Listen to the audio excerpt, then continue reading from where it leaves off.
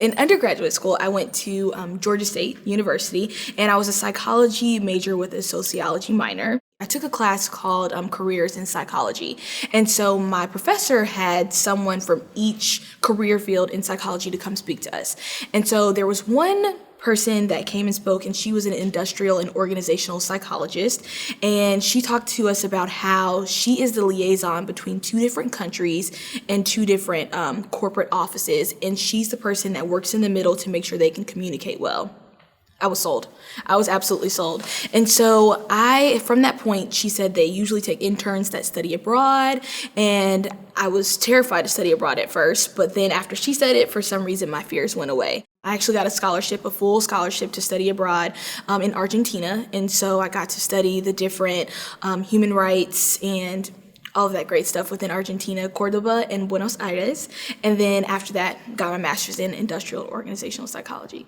Industrial and organizational psychology is the study of the workplace, essentially, using psychological theory, statistics, and different methodologies to truly figure out the different challenges in the workplace, to select the right people for the workplace. It's actually a wide range of things that really go into IO, is what we call it for short. And so when I was in undergraduate school, after taking the course and finding out I wanted to do IO, I was working at the CDC. I came in through one of our internship programs, the Pathways program, and it's pretty much a pathway into the government for students, recent graduates, and those in graduate school that are interested. So I came in through that program, and I worked in one of our offices as an intern, and I really took keen notice to who in that office did exactly what I wanted to do. And so I talked to my supervisor and I asked her, would you mind if I worked on some projects with that workforce development officer, just because I felt like I could really hone my skills while also doing what my internship had for me to do. So I found CDC through that route, through the Pathways program, and then since then I've actually gone to a number of different offices to continue honing those skills. CDC has this amazing office. It's called CDCU, CDC University,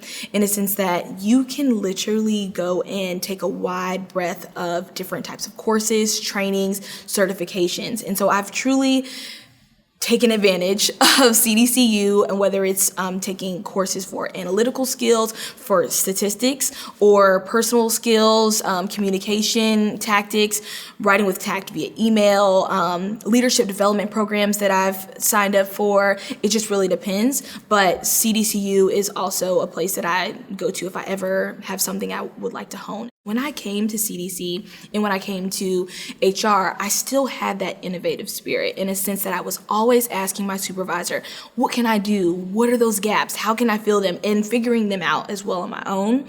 And so that's how I've actually acquired a lot of the projects that I have now, in a sense of the managing the leadership development program. And it's crazy because just 2 years ago, I was in the leadership development program. So managing that, coaching, being able to do the employee viewpoint survey work, there was just a lot of different things, the find and apply workshop that I sought after, and that's how those projects kind of got on my plate. I know from the birth of my position to where I am now, it was so important for me to, of course, know how to say no, but take on multiple projects.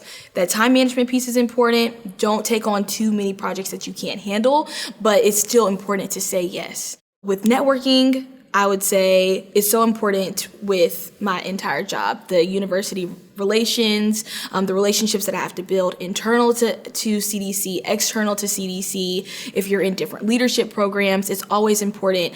So if you say, for instance, if you are at a networking event and you haven't done research on someone and you just meet them randomly, it's always important to just find a connection that you can just continue to build on and follow up. My long-term aspirations are to continue to place people within the right positions within CDC. I love the experience and everything that I'm learning here at CDC, and I believe I would like to take it a step further and actually develop assessments, whether it's cognitive ability, personality, structured interview guides, situational judgment tests. That is what makes me excited. So I actually see myself being a coach for high potential leaders. I feel like I've had a great breadth of mentors throughout my experience, and I want to continue that, but more in a high potential formal fashion. So I would like to be a coach and sit down and talk to high potentials that are in a fairly younger age range and coach them on what the professional skills are they should use being able to have an innovative spirit, different things like that.